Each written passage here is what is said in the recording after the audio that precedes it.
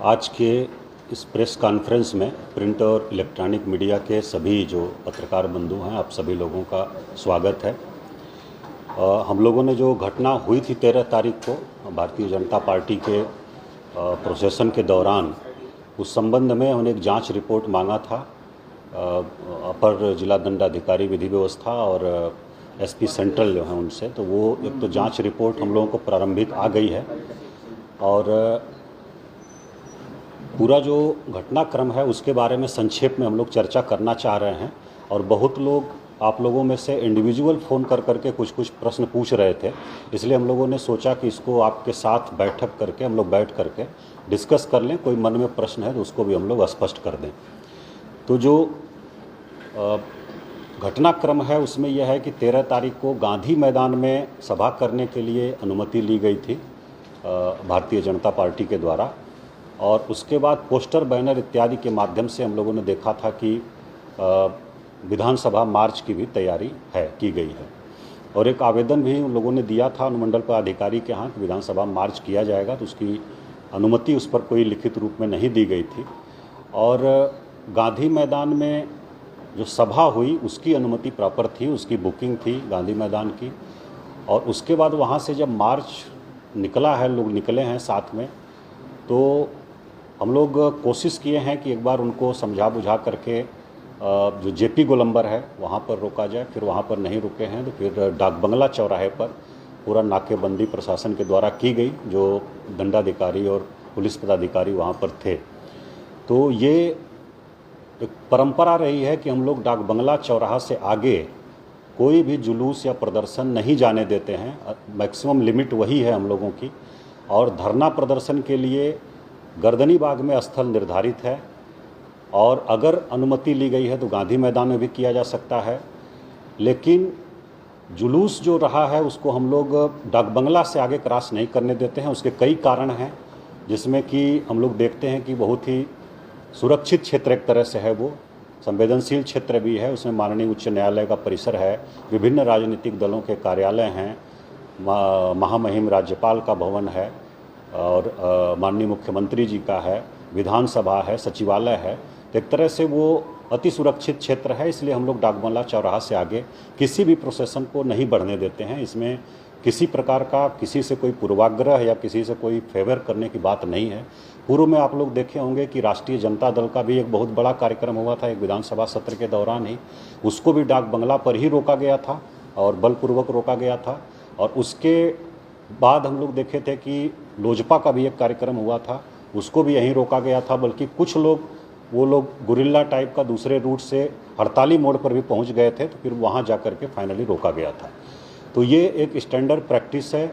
और इसका एक कारण और है कि डाक बंगला चौराहा शहर का हम लोग देखते हैं कि हर्ट है, और एक बार अगर वो चौक होता है तो पूरा शहर चौक हो जाता है, अस्त व्यस्त हो जाता है, पब्लिक आर्डर पूरा वो एक तरह से कोलैप्स कर जाता है। तो इसलिए हम लोगों का प्रयास होता है, आम लोगों को भी भारी असुविधा होती है, इसलिए हम लोगों का प्रयास होता है कि डाक बंगला चौराहा पर नहीं पहुँचे लोग, या कोई पहुँचता भी है तो जितना जल्दी संभव हो वो खाली हो जाए।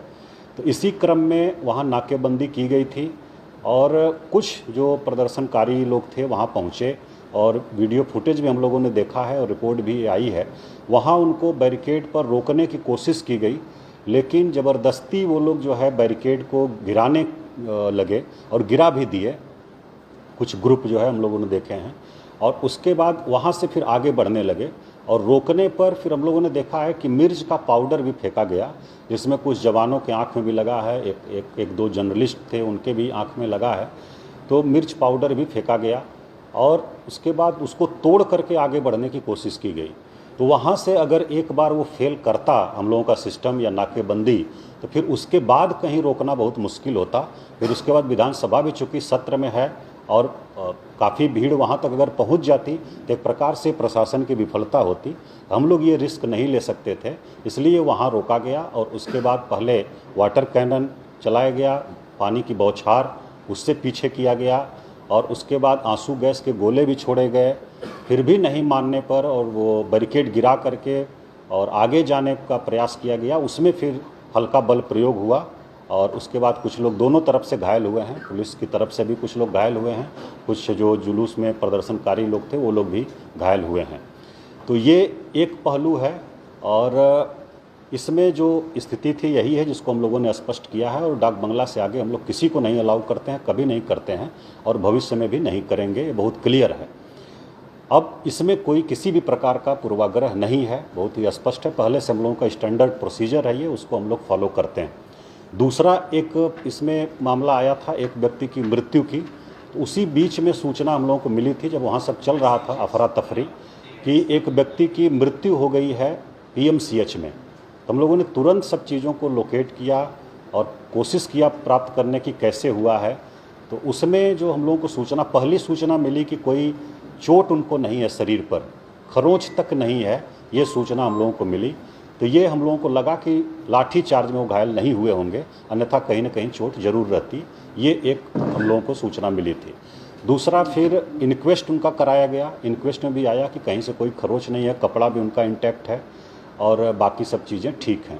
फिर हम लोगों ने पता किया तो उनके साथ में जो एक थे चंद्रवंशी जी, उन्होंने बताया कि वो लोग अभी वहाँ पहुँच भी नहीं पाए थे, वो गांधी मैदान से जा रहे थे, पहुँच भी नहीं पाए थे, तब तक वहाँ पर अफरा तफरी हुई, पता चला कि लाठी चार्ज हो गया है, सब लोग भाग रहे थे इधर उधर। तो वो लोग फिर लौट गए और लौट गए, उसी क्रम में वो बोल रहे हैं कि अचानक वो बेहोश होकर के गिर गए, साथ में ही थे। फिर उनको जो है कुछ लोग वहाँ पंप करके कोशिश भी किया, फिर तुरंत रिक्शा पर एक बैठा करके तारा हॉस्पिटल है प्राइवेट हॉस्पिटल, 5-6 मिनट की दूरी पर था, वहाँ लोग लेकर के गए। और उसके बाद 112 पर भी लोगों ने बताया कि फ़ोन किया था, वो भी गाड़ी पहुँची थी। फिर वहाँ से हॉस्पिटल ने 5-7 मिनट के अंदर ही उनको एम्बुलेंस में करके रेफ़र कर दिया और भेज दिया PMCH में। PMCH में उनकी दुखद मृत्यु हो गई। तो मृत्यु किसी भी कारण से हो, किसी की भी हो, वो बहुत दुखद है और हम लोगों की पूरी संवेदना जो है वो परिवार के साथ है। लेकिन इसका वैज्ञानिक तरीके से, निष्पक्ष तरीके से, बिना किसी पूर्वाग्रह के हम लोग जांच कर रहे हैं। अभी तक जो जांच में आया है उसमें है CCTV फुटेज हम लोगों को मिले हैं। उसमें कल हम लोगों ने बताया था आप लोगों को कि 1:22 पर वो छज्जू बाग की तरफ जाते हुए दिख रहे हैं और फिर 1:32 पर वो रिक्शा से हॉस्पिटल पहुंच रहे हैं, बिल्कुल बेहोश अवस्था में, अचेत अवस्था में। ये 10 मिनट के अंदर का एक घटनाक्रम है और 5 से 6 मिनट लगभग रिक्शा से लगेगा जहां वो घटनास्थल है वहां से तारा हॉस्पिटल पहुंचने में। तो कुल मिलाकर के 4 से 5 मिनट के बीच में घटना हुई है। तो JP गोलंबर से छज्जू बाग की तरफ 4 से 5 मिनट जाने के बाद और वहीं कहीं बीच में घटना हुई है और वहाँ पर कोई बल की प्रतिनियुक्ति नहीं थी, किसी प्रकार का अफरा तफरी नहीं थी। तो ये बहुत स्पष्ट है कि लाठी चार्ज से नहीं हुआ है। ये हम लोग जो CCTV और उनका लोकेशन जो देख करके इसमें आश्वस्त हैं और उनके बॉडी पर कोई निशान नहीं है किसी चोट का बाहरी। तो ये हम लोग आश्वस्त हैं कि लाठी चार्ज से नहीं हुआ है। लाठी चार्ज वाले स्थल पर वो पहुँचे ही नहीं थे अभी तक की जो हम लोगों की जांच है और जो CCTV फुटेज वगैरह हम लोगों को उपलब्ध हैं। एक और CCTV फुटेज आज मिला है हम लोगों को जो 1:19 पर वो JP गोलंबर पर दिख रहे हैं और कल हम लोगों ने जो प्राइवेट वो निकाला था उसमें वो 1:22 पर दिखे थे और आगे थोड़ा बढ़ के छज्जू बाग में। आज 1:19 पर वो JP गोलंबर के पास दिख रहे हैं। जो लाठीचार्ज की घटना हुई थी वो डाक बंगला चौराहा पर 12:55 के आसपास हुई थी और 2-4-5 मिनट तक अफरा तफरी रही। तो मोटा मोटी 1 बजे के आसपास डाक बंगला वाला जो पूरा घटनाक्रम है वो है और हम लोगों को ये पूरी स्वस्थ स्थिति में आराम से बात करते हुए चलते हुए दिख रहे हैं और छज्जू बाग की तरफ जा रहे हैं 1:19 से और 1:22 पर भी दिख रहे हैं और उसके बाद फिर 1:32 पर हॉस्पिटल में दिख रहे हैं, रिक्शे पर लोग लिए हुए उनको पहुंच रहे हैं। तो ये पूरा घटनाक्रम है, शरीर पर कहीं चोट का निशान नहीं है। इसलिए हम लोग ये आश्वस्त हैं कि लाठीचार्ज से ऐसा नहीं हुआ है, कारण कुछ दूसरा है जो भी है, चाहे हार्ट अटैक का हो या अन्य कोई कारण हो, कोलैप्स हो गए हैं जैसा बता रहे हैं, किस कारण से हुए हैं ये पोस्टमार्टम रिपोर्ट आने के बाद ही स्पष्ट होगा। पोस्टमार्टम रिपोर्ट के लिए हम लोगों ने संपर्क किया था PMCH में, लेकिन अभी उन लोगों ने ओपिनियन रिजर्व किया है अपना और उनका ये कहना है कि हम लोग फर्दर उसको इन्वेस्टिगेट कर रहे हैं और जांच के लिए हम लोगों ने दिया है, हार्ट का एक जांच होती है उसके लिए उन्होंने दिया है पैथोलॉजी में, और 3 से 4 दिन लगता है उसमें रिपोर्ट आने में। तो उनका कहना है, पीएमसीएच के जो मेडिकल बोर्ड है उसका कहना है कि वो रिपोर्ट आने के बाद ही हम लोग कोई ओपिनियन इस पर दे सकते हैं। तो अभी तक की यही स्थिति है। पोस्टमार्टम रिपोर्ट में अगर कुछ फाइंडिंग भी है तो उस पर हम लोग कमेंट अभी नहीं कर सकते हैं कुछ, क्योंकि वो एक्सपर्ट का डोमेन है और डॉक्टर एक्सपर्ट जो हैं वही उस पर कमेंट कर सकते हैं। और पूरी तरह से पारदर्शिता इसमें अपनाई गई। सबसे पहले तो हमने ये आदेश दिया कि पोस्टमार्टम जो होगा वो मेडिकल बोर्ड के माध्यम से होगा, मेडिकल बोर्ड करेगा। दूसरा हमने कहा कि उसकी वीडियोग्राफी प्रॉपर कराई जाएगी और उसकी अन्य प्रकार की कोई फर्दर जांच है तो उसको भी वो लोग कराएं। ये हम लोग शुरू से ही सुनिश्चित किए और इसको हम लोगों ने करवाया है। जो इन्क्वेस्ट हुआ है वो भी मजिस्ट्रेट के द्वारा किया गया है, मजिस्ट्रेट और पुलिस पदाधिकारी लोगों की उपस्थिति में, और उसकी भी वीडियोग्राफी पूरी कराई गई है। कहीं भी कोई बाहरी चोट का निशान नहीं है। तो हम लोगों के स्तर पर अभी तक ये इतनी जानकारी उपलब्ध है और इसमें उनकी मृत्यु लाठीचार्ज से नहीं हुई है, ये बहुत ही स्पष्ट है। बाकी कारण पोस्टमार्टम रिपोर्ट का जो ओपिनियन है वो आ जाएगा तो हम लोग आपको बताएंगे।